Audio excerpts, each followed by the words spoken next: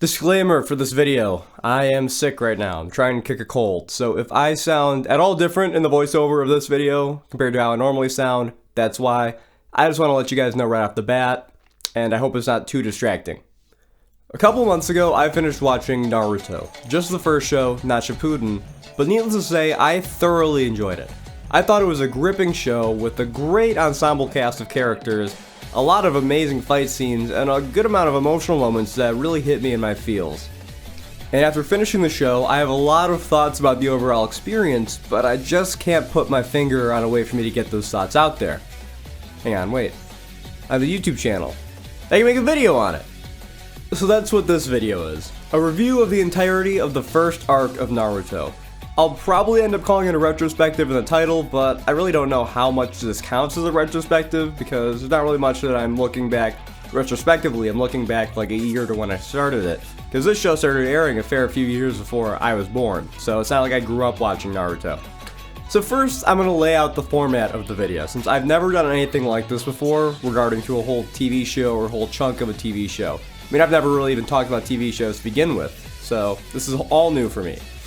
And if this video does well, I'd be very happy to extend this into a series and talk about the whole show, Naruto, and maybe even Shippuden once I get around to watching that and finishing that, but that'd be a ways off. So I'm going to start by summarizing the plot of the arc in question that I'm covering for that video, and I'm also only going to use info that you as a viewer would have up till that point on a first watch, because I feel that's the best way to evaluate stories like this, because there are a fair few moments in the show where you learn something that recontextualizes earlier events. I'm not going to count stuff like that. I'm just going to use the info you would have if you were watching the show completely blind and had gotten up to that point. After the summary, then I'll review the arc, and this is where I'll do my analysis, talk about what I like and dislike about it, and generally that's where I'll do all my more personal stuff for the video as opposed to just the summary, which would be the first portion. And at the end, I'll give the arc a final score. And maybe the plot summaries will be a bit overkill with how thorough they are, but if you've seen any of my other videos, you know how I kind of pride myself in going very in-depth and being very thorough, and I don't know if that's going to work with a TV show as opposed to a video game. So please let me know in the comments if you guys think I should change, because if I make this into a series, I'd be happy to shorten down the plot summaries going forward. But that's why I wanted to start arc by arc with this series, so that I can get feedback from you guys as opposed to making one big video and end up not having it be very good. But I hope that these long plot summaries will help refresh your memory if you haven't seen the show in a long time, or if you've never seen the show at all and you're still watching the video, which thank you for that means a ton. They'll catch you up to speed. But if you haven't seen the show before, I would strongly recommend going and watching that, at least watching the first 19 episodes before watching this video, because that's what I'll discuss here, because it really is, I think, a very special show. I would recommend watching it. I don't want my videos to ruin it for somebody and have it be spoiled for them. But without any further ado, I'm Tactic Zombies, and welcome to the Naruto Retrospective.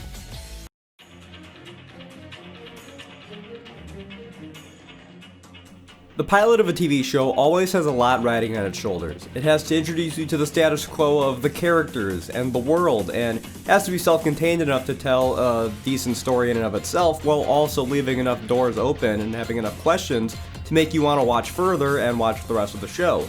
And I think that Naruto has a pretty solid first episode, so let's talk about it. We open with a flashback to 12 years in the past. A demon, the nine-tailed fox, is attacking Konoha, also known as the Hidden Leaf Village. It's causing death and destruction everywhere, and it's only stopped by the village's leader, the fourth Hokage. He seals the nine-tailed fox into the body of a newborn baby and sacrifices himself in the process. We then jump 12 years into the present and follow Naruto Uzumaki, our main character, and he's a current student at the Hidden Leaf Village's Ninja Academy.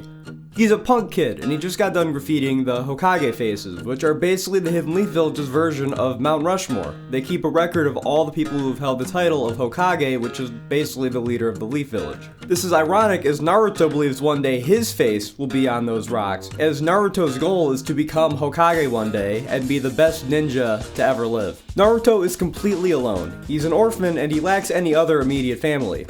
He doesn't even have any real friends at school. His closest thing to a friend that he has is Iruka Umino, or Iruka Sensei as Naruto calls him, and he's one of his teachers at school. Aside from Iruka, there's also the third Hokage, the current leader of the village, who stepped back into the role of Hokage after the fourth Hokage sacrificed himself way back 12 years ago to stop the nine-tailed fox demon. He's kind of like a father figure to Naruto. Back at the academy, it's time for the graduation exam, and all the students have to do is perform the clone jutsu. When it's Naruto's turn, Hinata Hyuga, a girl in Naruto's class that has a crush on him, wishes him luck in her head. All the students are able to perform the jutsu with little to no difficulty, well, all of them except Naruto. Naruto's failure to perform the jutsu means he fails the exam and does not graduate from the Ninja Academy. And for those who don't know, jutsu translates to technique or skill, and they're a big part of the power system of Naruto. They're the different techniques and skills that the characters use. Naruto kind of gets depressed after failing the exam, which leads Mizuki, another instructor at the Ninja Academy, to tell Naruto to steal a scroll of jutsus from the Hokage's secret library. Mizuki tells Naruto that if he can perform even one of the jutsus, he will automatically pass the final exam just because they're such high-level jutsus. And this is all Naruto needs to hear, so he goes right on ahead to steal the scroll. What Naruto doesn't know, though, is that the scroll contains forbidden jutsus and is locked away for a reason. After Naruto steals the scroll and its absence is discovered, a manhunt is started for the boy. Iruka Sensei is the first person to find Naruto with the scroll, and Naruto says it was Mizuki who told him to steal it so they could graduate. Iruka realizes that Mizuki was just using Naruto in order to steal the scroll for himself, and then Naruto and Iruka are both attacked out in the woods. Mizuki injures Iruka with a giant shuriken, and then tries to get Naruto to hand over the scroll. Naruto runs off as Iruka and Mizuki get into an argument, which ends with Mizuki revealing the big secret. Mizuki reveals that Naruto was the baby that the 4th Hokage sealed the nine-tailed fox demon into. This is why everyone in the village hates and distances themselves from Naruto so much, because they just see him as the nine-tailed fox who caused so much death and destruction all those years ago. Mizuki then tries to gaslight Naruto into thinking that Iruka hates him most out of anyone, because Iruka's parents died in the attack of the nine-tailed fox demon. Iruka says that he doesn't blame Naruto for what happened all those years ago, and that he was just like Naruto when he was a kid. Mizuki goes to kill Iruka when Naruto shows back up, and says that he'll kill Mizuki if he ever touches Iruka again. Mizuki blows this off as he sees Naruto as a pushover kid. I mean, rightfully so, he's a slacker at school, can't do any of his jutsus. But Naruto surprises both Mizuki and Iruka with the multi-shadow clone jutsu, a very advanced technique that Naruto learns super quickly from the Forbidden Scroll.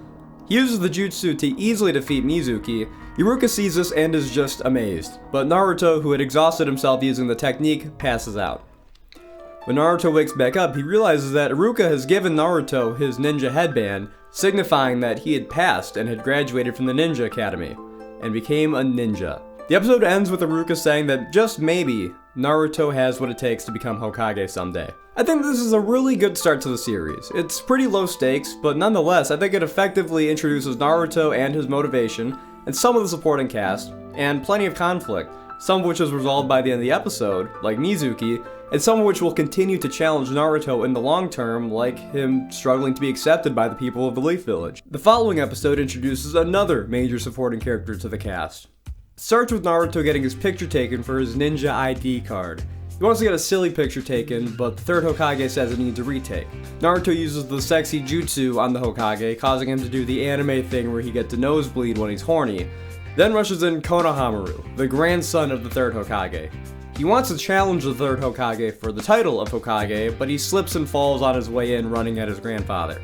Naruto and Konohamaru get into an argument where Konohamaru says Naruto won't hit him since he's the Hokage's grandson, but Naruto punches him anyways and then leaves. We then meet Ebisu, Konohamaru's trainer. He says that Konohamaru has to follow his teachings to be ready to take the title of Hokage in the future. In Ebisu's own words, his training is a shortcut to becoming Hokage. While Ebisu is talking, Konohamaru leaves to find Naruto. Naruto is just minding his own business in the village, but is being trailed by Konohamaru, who is in disguise, which Naruto sees through pretty easily.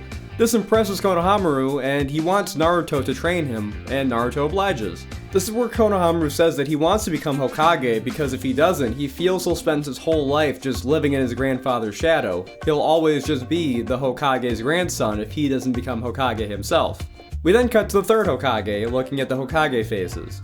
Iruka comes up and tells the Hokage that Naruto believes that becoming a ninja will change what people think of him in the village. The Hokage retorts, saying that sadly people don't change so easily, and that the people of the village will continue to fear the fox spirit that dwells inside Naruto. Naruto's first lesson to Konohamaru is teaching him the sexy jutsu. Konohamaru struggles at first, which leads him and Naruto to do some research, in air quotes, so that Konohamaru can improve. Eventually, Ebisu finds Naruto and Konohamaru while they're training, and demands that Konohamaru leaves and goes with him. Konohamaru refuses and performs the sexy jutsu, which doesn't amuse Ebisu, as he just kinda thinks Konohamaru is turning into a delinquent, taking after Naruto's example. Ebisu tries to take Konohamaru by force, to which Naruto uses his shadow clone jutsu to surround him. And right when you think a fight's gonna go down, Naruto combines the shadow clone jutsu with the sexy jutsu to create the harem jutsu, which is just too much for Ebisu. He does the nosebleed thing and passes out, so the fight is basically over. After this, Naruto tells Konohamaru that to become Hokage there aren't any shortcuts, and Konohamaru agrees and quits being Naruto's pupil. He says that from now on, they're rivals, and Naruto's all game for that. Says that one day they'll fight for the title of Hokage. But simply graduating the Ninja Academy isn't going to be enough to get Naruto to the rank of Hokage, as graduating just earns him the rank of Genin, which Genin is the lowest of the three main ninja ranks. They are Genin, Chunin, and Jonin. Naruto and the other graduates are Genin. Someone like Iruka Sensei is a Chunin, and then the highest ranked ninja, like Kakashi, who we haven't met yet, he is a Jonin. Naruto and the other graduates go to the academy for their orientation. In the classroom, Sakura Haruno, a girl that Naruto has a crush on, knocks over Naruto in order to sit next to Sasuke Uchiha, one of the top ninja from the graduating class. Ino Yamanaka, another girl from the class, starts fighting with Sakura to sit next to Sasuke, as Sasuke is the popular guy in class who all the girls have a crush on. At least these two girls have a crush on him. Naruto climbs on the desk and shoots Sasuke a glare, jealous of all the attention that he's getting, and as Sasuke is staring back at him, another student leans back in his chair, bumping into Naruto, causing him to lean in and kiss Sasuke. Jealous that Sasuke's first kiss ended up being Naruto, both Sakura and Ino gang up on and beat up Naruto. Then Iruka shows up and announces that the Genin will be divided into teams of 3, and each team will be led by a Jonin. Naruto, Sasuke, and Sakura are assigned to Team 7, Hinata Hyuga, Kiba Inuzuka, and Shino Aburame are Team 8, and Ino, Shikamaru Nara, and Shoji Akimichi are Team 10. You don't need to worry about Teams 8 and 10 for this arc, they don't show up again after this, but keep them at the back of your mind because they are introduced here, and they do become important later. Naruto is upset that he's on a team with Sasuke, and Iruka tells him that the teams are arranged to be well balanced, and since Naruto had the worst test scores of the class and Sasuke had the best, they were put on a team together to balance each other out. Later, Sakura asks Sasuke to eat lunch with her, and he refuses. So Naruto asks her to eat lunch with him, and she also refuses. So Naruto goes and ambushes Sasuke, beating him with the Shadow Clone Jutsu. Naruto disguises himself as Sasuke in order to get closer to Sakura. He asks her what she thinks of Naruto, and she says that she thinks he's annoying. She goes in for a kiss, but Naruto ends up needing to use the bathroom, so he runs off. Then the real Sasuke, who has escaped, bumps into Sakura and asks if she's seen Naruto. Sakura uses this as an opportunity to make fun of Naruto, saying that the reason that he's so annoying is because he had no parents to raise him. Sasuke doesn't take this well and just goes off on her, telling her that she has no idea what it's like to be alone. Then he tells her that she's the annoying one and walks off. Once Naruto finishes up in the bathroom, he bumps back into Sasuke. They almost fight again, but Naruto's stomach problems make themselves known again, so he runs back to the bathroom. Later, he runs into Sakura, who is acting more nicely to him now. Naruto is convinced that this is a trick though, and that Sakura is actually Sasuke in disguise. He readies himself for a fight, but then he needs to use the bathroom again, so he runs off. Back at Naruto's apartment, the third Hokage is meeting with the Jonin who will be leading Team 7, Kakashi Hatake. Kakashi looks at a carton of milk that has gone bad and is just completely spoiled, and says that anyone who drank it would be on the toilet all day. This lets Kakashi know just how much work Naruto is going to be. After the formation of the teams and Naruto's stomach problems, Team 7 finally meets Kakashi. They start with some icebreakers, with Kakashi going first. He says he doesn't feel like revealing anything about himself. Naruto says that he'll be Hokage someday and that he loves ramen. Sakura implies that she loves Sasuke and hates Naruto, and then Sasuke says that he doesn't really like anything, but one day he's gonna kill a man who's wronged him. Kakashi ends the meeting by announcing training the following morning. He tells them to all bring their gear and not to eat breakfast. The next day, Kakashi arrives at the training grounds and meets the others 4 hours after he told the Genin to show up. He explains that the goal of their training exercise is to be a survival exercise. Naruto, Sasuke, and Sakura will be competing to steal one of 2 bells from Kakashi. They're attached to his belt, or attached to his waist. Anyone who doesn't get a bell by noon won't be allowed to eat lunch, which is why they weren't supposed to eat breakfast. And since there are only 2 bells, someone will have to fail the test and return to the academy. The Genin are allowed to use any of their equipment that they have, like their shuriken, and Kakashi says that if they don't come at him with the intent to kill him, they have no chance of passing. Naruto laughs at this and calls Kakashi talentless, but Kakashi rebukes him, saying that class clowns are usually the weak link. This pisses off Naruto and gets him to attack Kakashi before the test even officially begins, but Kakashi easily counters and says that he's starting to like the team, since Naruto's attack did have the intent to kill, and then he officially starts the test. With the test underway, the 3 Genin all split up and try different strategies. Sasuke and Sakura try to sneak up on Kakashi, while Naruto tries the more direct approach. As Naruto starts charging at Kakashi, Kakashi pulls out a book. It's called Make Out Paradise, and he starts reading. He assures Naruto that this book won't hinder his ability to defend himself. Naruto launches a series of attacks, which are all easily dodged by Kakashi. Kakashi then ends up behind Naruto and uses his 1,000 Years of Death jutsu on him. This attack launches Naruto into the nearby lake.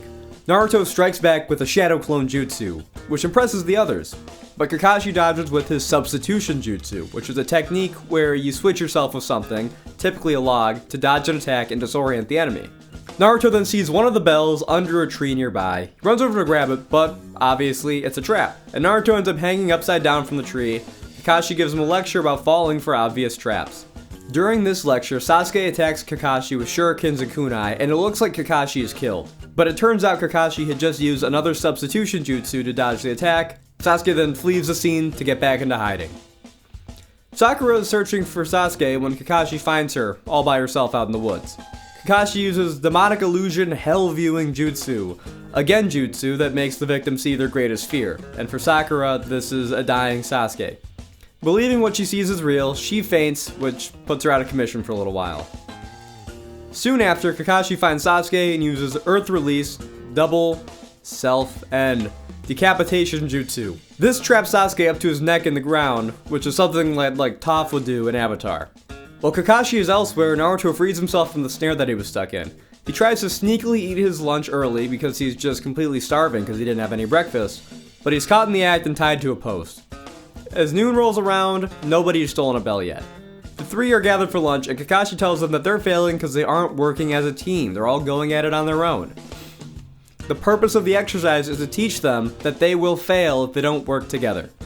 They'll get another chance to steal the bells after lunch, but only Sasuke and Sakura are allowed to eat because Naruto tried to eat already, so he is no longer allowed to eat. Kakashi also says that anyone who feeds Naruto any of their food will automatically fail the test. After Kakashi leaves, Sakura and Sasuke realize that if Naruto doesn't eat, he won't perform to the best of his abilities and will just be dead weight, and the rest of them are gonna fail. So they go against what Kakashi said and feed Naruto. Immediately, Kakashi reappears in a puff of smoke, ready to scold the 3. We then cut to the 3rd Hokage who is talking to Iruka. The 3rd tells Iruka that Kakashi has never passed a team of students before. We cut back to the training grounds, and Kakashi says that since the 3 of them have broken the rules, they will be punished. Naruto, Sasuke, and Sakura defend themselves by saying that they're a team and if one of them fails, they all fail. Almost immediately, Kakashi changes his tune, saying that they pass. The exact reasoning that Kakashi gives is, in the ninja world, those who don't follow the rules are scum, but those who abandon their friends are worse than scum. We then get a montage of Squad 7 doing D rank missions around town. The missions that the ninjas are assigned are labeled from D rank up to S rank, and this basically represents the expected level of difficulty within that current mission. The D rank missions that they're doing consist of pretty much just chores, such as finding a lost cat, and babysitting, taking dogs out on walks, stuff like that. As the group were getting a new mission from the Hokage, Naruto complains that their missions are too boring and he wants something a bit more exciting. The 3rd Hokage obliges and gives him a C rank mission, which is to escort a bridge builder by the name of Tazuna to his homeland, the Land of Waves, which is an island country. When Tazuna meets the team, he's surprised that children will be guarding him, but he goes along with them anyways. They depart the Leaf Village and head for the Land of Waves. As the group is traveling, they get ambushed by 2 Chunin from the village hidden in the mist. Chunin ninjas shouldn't be encountered on a C-rank mission, so this sets off some alarm bells. During the ambush, Naruto is disoriented and gets attacked by one of the ninjas who has a poisoned metal gauntlet, which stabs Naruto. Sasuke deals with the attackers pretty easily and calls Naruto a scaredy cat. After the fight, Naruto bleeds the poison out of his wound by stabbing it again with his kunai, and swears to never freeze up, leaving his friends to fend for themselves again. The group goes to tend to Naruto's wound, but it's already healing up very quickly, which Kakashi knows in his head is probably because of the power of the nine-tailed fox. Kakashi, who is more suspicious about the Chunin attack, asks Tazuna what's really going on, and so Tazuna says that the Land of Waves has been taken over by a business mogul / crime boss by the name of Gato. Gato has bled the Land of the Waves for all it's worth, which has left the island nation impoverished. The only way to bring the country out of its current state is to build a bridge to the mainland. The building of the bridge would cripple Gato's empire on the island, so he's trying to stop it at any cost. As such, he's sending out these rogue ninjas to see to it that Tazuna never gets back to the Land of Waves to build the bridge. Soon after, Team 7 and Tazuna take a boat to the Land of Waves and start heading inland to get to Tazuna's home. Naruto starts throwing kunai at random bushes in order to look cooler than Sasuke, which shocks the group and frustrates Sakura since Naruto's just kind of making a fool out of himself. He swears that he sees something, and it turns out it was just a rabbit. A snow rabbit, which is now terrified because it almost got killed by a kunai. Naruto apologizes and hugs the rabbit, but most of the group just brushes this off as Naruto being a goofball. Kakashi realizes something is off though, as the snow rabbit's fur is white, which is only supposed to be white during the winter, but it's clearly spring or summertime, and this kind of tips Kakashi off that this rabbit was raised indoors and is thus a pet, meaning that whoever owns it is probably lurking nearby. All of a sudden, Kakashi has the whole group duck as a giant sword flies past, nearly killing all of them. It gets stuck in the side of a tree, and the sword's owner, Zabuza Momochi, a rogue ninja from the Hidden Mist Village, reveals himself. Kakashi realizes that Zabuza will be a very strong opponent, and is forced to use his secret weapon. Kakashi lifts up his headband, which is normally draped over his left eye, to reveal that it's red and black, as opposed to his right eye, which is normal looking. This is Kakashi's Sharingan, a visual jutsu that allows the user to anticipate and react to any ninjutsu or genjutsu. This completely shocks Sasuke, as only members of the Uchiha clan are supposed to have the Sharingan ability, as it is their Kekkei Genkai, their bloodline ability. Zabuza recognizes Kakashi as the copy ninja, which just goes to show how well known of a ninja Kakashi is. Zabuza is honored that Kakashi feels he has to use the Sharingan to fight him, and intends to prove himself by killing Kakashi. Zabuza then summons a thick cloud of mist to obscure the battlefield. Kakashi has the team get into a defensive formation around Tazuna, but Zabuza simply appears in the center of their formation. Zabuza readies his sword as Kakashi charges him with a kunai, plunging it into Zabuza's stomach. Water pours out of the wound, and Zabuza collapses into a puddle, revealing that he was simply a water clone. Zabuza slices Kakashi in half with his sword. Kakashi then turns into water, revealing that he too was a water clone. And Zabuza realizes that Kakashi used the Sharingan to copy the water clone jutsu, as Kakashi appears behind him. Then another Zabuza appears behind Kakashi as the other reverts to water. Kakashi gets thrown into a nearby lake, and Zabuza traps him inside of the water prison jutsu, which creates an impenetrable bubble of water around Kakashi, leaving the others more vulnerable.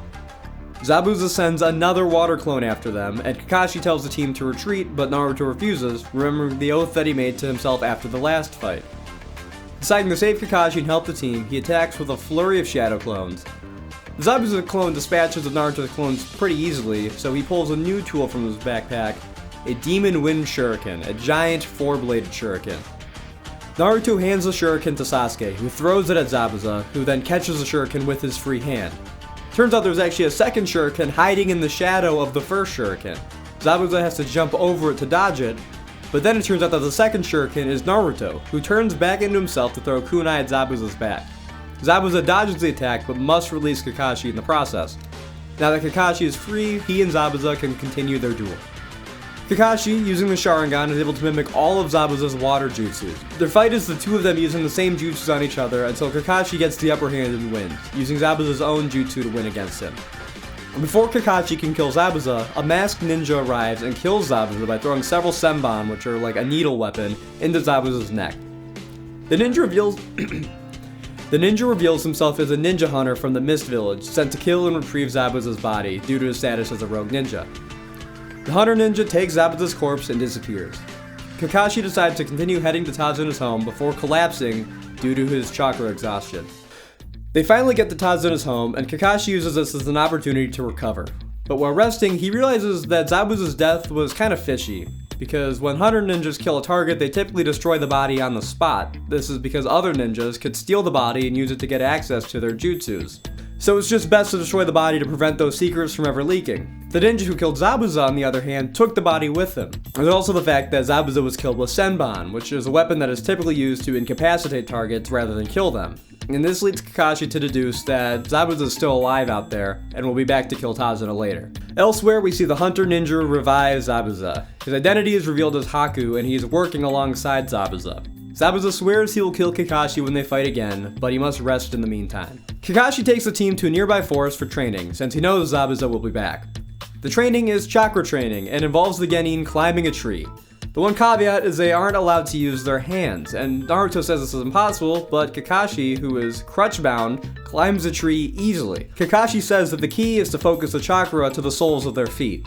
Each of the genin give it a shot, and it's like Goldilocks, because Naruto uses too little chakra and can't even get a grip on the tree at all. Meanwhile, Sasuke uses too much chakra and is able to climb the tree a little bit, but ends up damaging the trunk and falling down anyways. But finally, Sakura uses the correct amount of chakra and is able to climb up the tree with ease, finishing her training. Naruto and Sasuke keep trying to climb the tree, but Naruto isn't making any progress. Naruto ends up putting aside his pride and asks Sakura for help, which Kakashi notices and says that Naruto is finally starting to get a grasp of the importance of teamwork. Sakura leaves to go back to Tazuna's place as Naruto and Sasuke keep training trying to climb up the trees. Sasuke asks Naruto what Sakura told him, but Naruto refuses to tell him as he wants to be better than Sasuke. That night at dinner, Sakura asks Tazuna about a torn picture that his grandson, Inari, is always looking at, and Tazuna says that the missing part of the picture shows Kaiza, who is practically Inari's adopted father. Kaiza was originally just a traveling fisherman who saved Inari from drowning back when he was younger. Inari's biological father had died by that point, leaving Inari without a father figure. After Kaiza saved Inari, they eventually became inseparable from one another, and Kaiza eventually became Inari's stepfather and the man that Inari saw as his dad. The one day a flood struck the village and was about to be a catastrophic event. The villagers needed someone to swim across a river to close the floodgate, but the current was too strong to swim across, and anyone who got in would just be swept away by the waters. Kaiza volunteered to swim across with a rope and miraculously managed to swim through the current, allowing the villagers to close the floodgate. And after this, Kaiza was revered as a hero by everyone in the village and was welcomed as one of their own. But when Gato arrived, he had Kaiza publicly executed in order to send a message to the villagers. This demoralized the villagers and traumatized Inari, with him going so far as to distance himself from Kaiza and believe that heroes don't exist. Naruto, now motivated to prove Inari wrong, runs back to the forest to continue his training. As Naruto rests in the forest the following morning, he encounters Haku, although he's unaware of Haku's identity or relation to Zabuza. Naruto even mistakes him for a girl, which is understandable due to his very feminine appearance and voice, which gives me similar vibes to Raiden from Metal Gear Solid 2, with the president mistaking him as a woman in that game. The two of them talk about their dreams, Naruto's dream to become Hokage, and Haku's dream to protect the person most precious to him. Haku believes that that's the time when one's strength fulfills its full potential, when you're protecting those close to you, and Naruto agrees, recalling those who have protected him so far. Haku leaves, but not before telling Naruto that he's a boy, which leaves Naruto kinda stunned. The training continues though for Sasuke and Naruto, and eventually the two are both able to scale the tree, leaving Naruto exhausted. And upon returning to Tazuna's home, Inari snarks that Naruto is wasting his time because Gato will still win, no matter how much he trained. Naruto makes fun of Inari for always spending time crying in his room, and he calls him a brat. Kakashi has a heart-to-heart with Inari, and tells him that Naruto grew up without a father as well, but that he also had no mother, and that he's had a very sad life. And despite this, Kakashi says that he's never seen Naruto cry. He believes that Naruto just got tired of crying over himself. This gets Inari to stop and think because Naruto is the one other person who knows what he's going through. Except for Sasuke, but Sasuke is definitely not going to open up to someone like Inari. The following morning, Kakashi, Sasuke, and Sakura escort Tazuna to work at the bridge, with Naruto staying at the home to rest.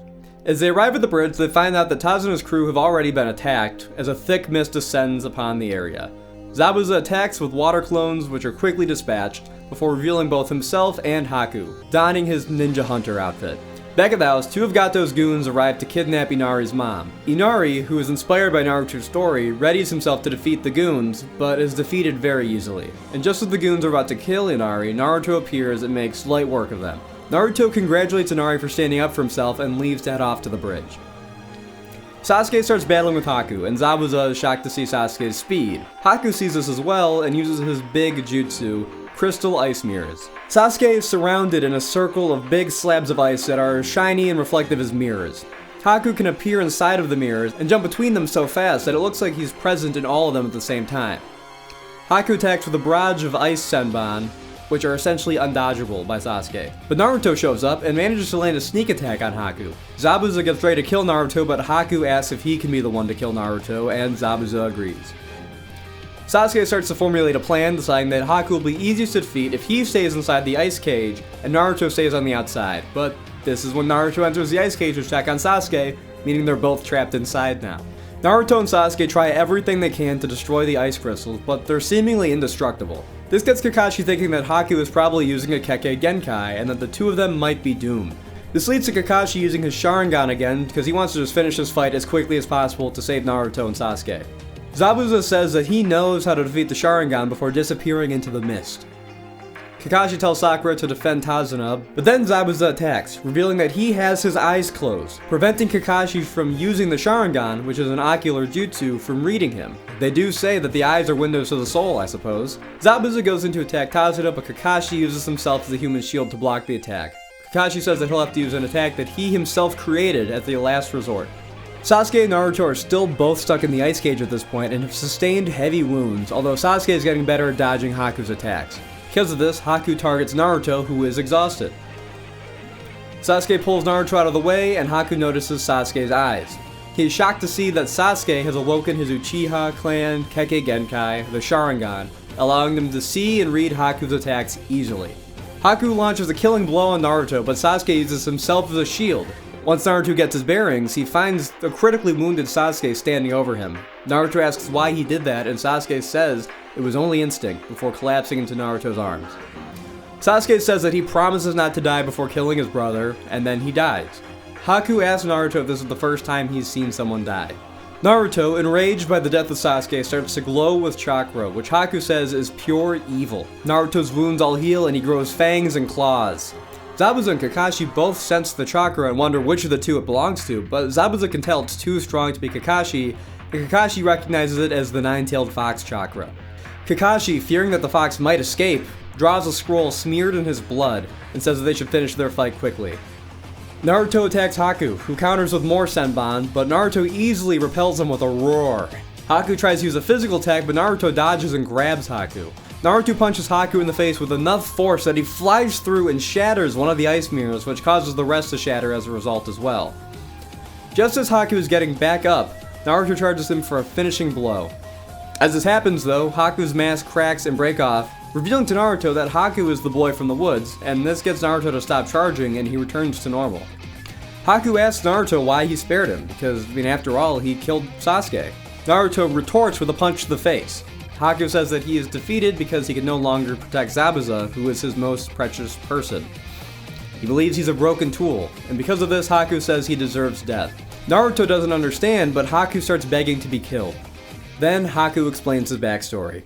He was born in a small, snowy village to a pair of loving parents, but anyone with the Kekkei Genkai was feared during that time. Haku's Kekkei Genkai started developing, which Haku inherited from his mother, and Haku's father discovered this. Haku's father killed his mother over the Kekkei Genkai, and was about to kill Haku as well, but Haku's powers subconsciously activated and he ended up killing his own dad. Soon after this, Zabuza found Haku as an orphan on the streets and took him in, giving him a purpose and training him to hone his ninja abilities. With the scroll that he unsheathed a little bit ago, Kakashi summons a pack of dogs to restrain Zabuza. Kakashi says that he only let Zabuza get in close to injure him so that he could get Zabuza's scent. Kakashi says that this will be the end of Zabuza and begins to gather chakra into his hand, revealing his lightning blade jutsu. Haku has finally convinced Naruto to kill him because of Sasuke's death.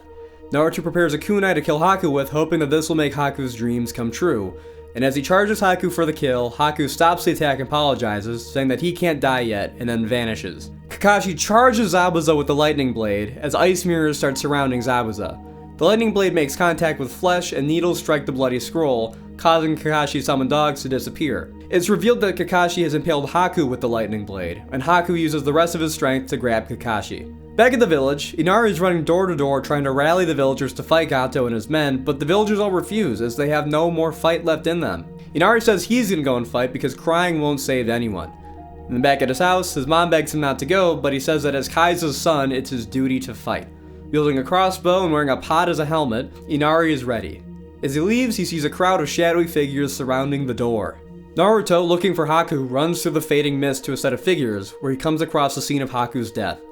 Zabuza prepares to make use of the opportunity granted to him by Haku and swings his sword, but Kakashi jumps out of the way, taking Haku's body with him. Laying the body down, Kakashi tells Naruto not to interfere. Sakura asks Naruto where Sasuke is, but guesses what happens when Naruto stays silent and looks away. He can't even look her in the eyes. Tazuna and Sakura go to Sasuke's body, where Sakura breaks one of the shinobi rules and cries. Zabuza continues attacking in Kakashi's direction, but Kakashi keeps parrying, and with both of Zabuza's arms stabbed with kunai, rendering them crippled and useless. With Zabuza seemingly useless now, Gato arrives with his bandits to take charge of the situation. They still plan on killing Tazuna, but have decided to kill Zabuza as well to save money. Zabuza and Kakashi decide that they no longer have a reason to fight each other since Zabuza's only tie to Gato was the paycheck. Gato sees Haku's body and kicks it, as Haku had broken his arm for laying a hand on Zabuza in a previous scene, back when Zabuza was recovering in bed from the first fight between him and Kakashi. Zabuza shows no visual reaction to Gato's actions, and this all combines and enrages Naruto, with him deciding that Zabuza is still his enemy at least. Naruto tells Zabuza how Haku felt about him, and that Haku did everything to save him. Naruto laments that Haku died only as nothing more than a tool who had failed to achieve his dreams, and this causes Zabuza to break into tears, admitting his defeat. Reflecting on Haku's pure heart and devotion to him, Zabuza tears the cloth wrapping from around his face. He asks for a kunai from Naruto, and catches it in his mouth. Zabuza fights through Gato's men, sustaining plenty of wounds along the way. Once he reaches Gato, he plunges the kunai into his shoulder. Gato asks why Zabuza won't just go and join Haku already, and Zabuza says that he wouldn't be able to go to the same place as Haku anyways, because he's going to take Gato to hell with him. Zabuza ends Gato's life, sending him falling off the end of the bridge. Zabuza apologizes to Haku and thanks him for everything before collapsing. As Zabuza lays there dying, Sasuke awakens, which overjoys Sakura. He asks her to let go of him and asks what happened to Haku, and once he learns that Haku has died, Sasuke realizes that Haku never intended to kill him or Naruto.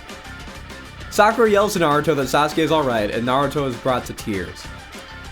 Now that Gato's men are without a paycheck, they set their sights to pillaging the town to make this whole ordeal worth their effort. Naruto and Kakashi are too exhausted to fight them, so they try and figure out what to do. All of a sudden, an arrow lands in front of Gato's gang. Everyone focuses on the arrow's source, Inari, and the now rallied villagers. To add to this, Naruto and Kakashi use what little chakra they have left to create a large number of shadow clones. This causes Gato's gang to retreat, leaving using the boat that they had used to reach the bridge in the first place. Kakashi approaches Zabuza, who asks to see Haku one last time. Kakashi agrees and lays Zabuza down next to Haku. Snow begins to fall, and Zabuza asks Haku if he's crying. Zabuza says that just as Haku had always been by his side in life, he is now by Haku's in death. Zabuza wishes he could go to the same place as Haku, but fears that he won't be able to. But Kakashi assures Zabuza that he'll be with Haku in the afterlife, and they'll be able to spend it together. Zabuza and Haku are buried side by side. Naruto, having seen what the shinobi way leads to, decides to live his life his own way, no matter what others tell him. And the bridge is finally completed, allowing Team 7 to cross it to return to the mainland and go home. As they say their goodbyes to Tazuna and his family, Naruto tells Inari that it's okay to cry, and Inari says the same to Naruto. But they both say they don't want to cry. But then they both break into tears as Naruto starts walking away, causing Sakura to call them both idiots. Tazuna says that the bridge will be called the Great Naruto Bridge, signifying the strength that Naruto gave Inari, and in turn, the whole village. I think that the Land of Waves is an excellent opening arc to Naruto. It does a very good job at introducing everything that you need to know about the world and the characters, while also never feeling like it drags on too long. Clocking it at only 19 episodes, it's one of the shorter arcs of the show. The Land of Waves says what it needs to say without wasting your time. Even if you don't intend on watching the whole series, I at least would recommend checking out the Land of Waves arc. I think that the cast of characters is excellent. I think that Naruto is a great main character who, while flawed, has a ton of room to grow throughout the series. Even in this arc alone, you see him go from being a complete loner to someone who is starting to learn to rely on others when needed. I also like that from the very get-go, Naruto has a good role model to look up to in the form of Iruka Sensei, who, despite Naruto not knowing, is also an orphan. This highlights what I think is one of the main themes of the series overall, and it's that your circumstances don't have to determine who you are or who you have to be. The rest of the supporting cast is also really good. There's the aforementioned Iruka, and then also the third Hokage are both really good for the very short amount of screen time that they have in this arc. Konohamaru is a really fun rival, who even though we only really get to see him for an episode this arc, we'll get to see more of later, and I think he's a really fun character. And then there's all the other genin from Ninja's class outside of Squad 7, who, although we barely see any of this arc, will become more fleshed out into kind of like the main supporting cast as the series goes on. I think it's really good that they're set up here though, so it doesn't feel like they completely come out of nowhere. And then there's the main supporting characters who will be present for the whole series, Squad 7. First off, the weak link is Sakura. She just doesn't get a whole lot to do in this arc, aside from Naruto liking her and her liking Sasuke.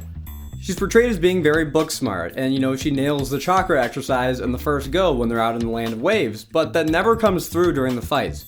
She's always just relegated to defending Kazuna while Naruto, Sasuke, and Kakashi fight. I don't find her annoying or anything, which I know quite a lot of people do, but there just isn't a whole lot to say about her in this first arc. But Kakashi, he's just a really cool character. I can see why everyone had him as their emblem back on Black Ops 2. Similar to Sakura though, there isn't too much to say about him yet, but Kakashi has more to do, so I think he's a better character here. I think it's very funny how he can be very nonchalant a lot of the time, but he does lock in when things get serious. I think that the standout supporting character is easily Sasuke though. He gets the most focus out of anyone, and he acts as an excellent foil to Naruto, and their rivalry / friendship is kind of the foundation for the whole series when you think about it. These two characters are polar opposites in nearly every way. Sasuke was the best in their class, Naruto was the worst. Sasuke is very pessimistic and edgy, and Naruto is much more optimistic. This even applies to their designs. Sasuke's main color is blue and Naruto's is orange. Naruto's hair is spiked upwards and Sasuke's hair is styled down. These two play off of each other really well, and the two of them are one of my favorite parts of this arc. The arc-specific characters are pretty good as well, especially for how short the arc is. Kazuma is a pretty solid character, but that's really all he has to be. He's a good guy with good intentions that you can get behind his Squad 7 protecting. Inari is another character that I really like, and I love his little arc of starting off as a coward who gets braver after meeting and growing a relationship with Kaiba, but once Kaiba died, his cowardice returns, masquerading his hatred for the man that he loved as a father. It takes Naruto's example and the threat of Gato's gang for Inari to find his courage again, and he ends up being the one who saves the day because of it. The fights are also pretty solid this arc. They're nothing too crazy yet, since Kakashi does pretty much all the heavy lifting during the arc, but his fights against Zabuza are really fun to watch in my opinion. Especially the first fight right after they get to the Land of Waves, where Kakashi's using the Sharingan to copy Zabuza's jutsu. That wasn't the moment that completely got me hooked on the series, but it was the first fight that really had me hyped to see how it would turn out and how it would play out, which, granted, it's like the second or third fight of the series, but Naruto and Sasuke's fight against Haku also isn't one to scoff at.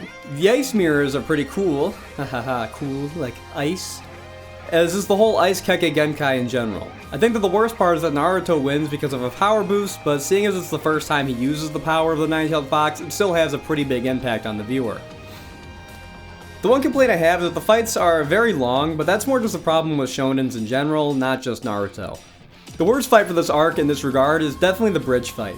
That whole sequence on the bridge is the entire last third of the arc, when it could easily be like an episode or two shorter.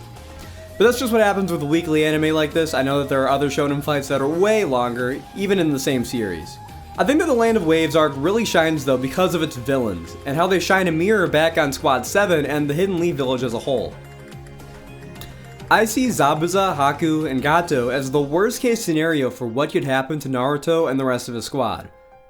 Just as Haku and Zabuza say, the shinobi are just tools, and if we really want to face the truth, Naruto, Sasuke, Sakura, and all the other genin, they're child soldiers, and this is the only arc of the show, at least that I've seen so far, that I feel really addresses this fact, or at least the only one that makes this part of its main theme.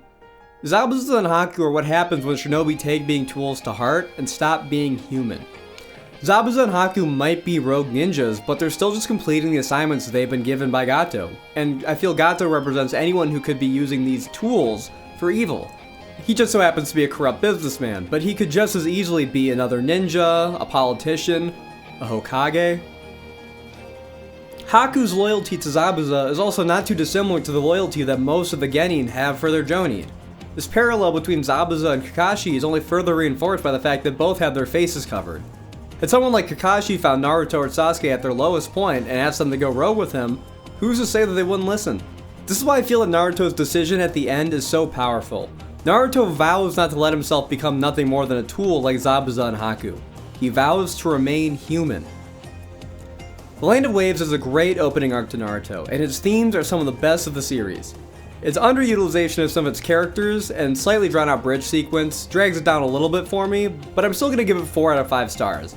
It's still great, but it's definitely not perfect. Thank you so much for watching. This is a very different type of video for me, as I've never done a video on an anime series before, let alone a big chunk of a TV show in general. If this does well, then I'd be very happy to continue this series and work my way through the rest of Naruto and Naruto Shippuden once I get around to watching it. I'm kind of waiting to see how this video pans out, because if this video does well and I get good feedback, I'll continue the series, and if not, this is just a one-off video, then I'll start Shippuden. Because I feel if I start Shippuden, I'm just going to lose track of all the details from the first show. I'm basically holding off on watching Shippuden until this Naruto review retrospective thingy is done. And plus, if people are into the TV show / movie content like this, I have a ton of other shows I'd love to talk about on the channel, anime and otherwise. If you have anything that you feel I could be doing better, please let me know in the comments below, because again, I'm very new to this type of video, so I feel like I've got quite a bit to learn. So any feedback is appreciated. But if you enjoyed, please feel free to leave a like and subscribe, as it really means a ton to me and it helps the channel out a lot. But until next time, peace out and God bless. Believe it, I'll catch you next time. Yeah, cause I got it like that. Flow so smooth like I got it on tap. Yeah, and I'ma say it be a good night while I'm on my Yingling, while I'm drinking Bud Light. Can you get it when you miss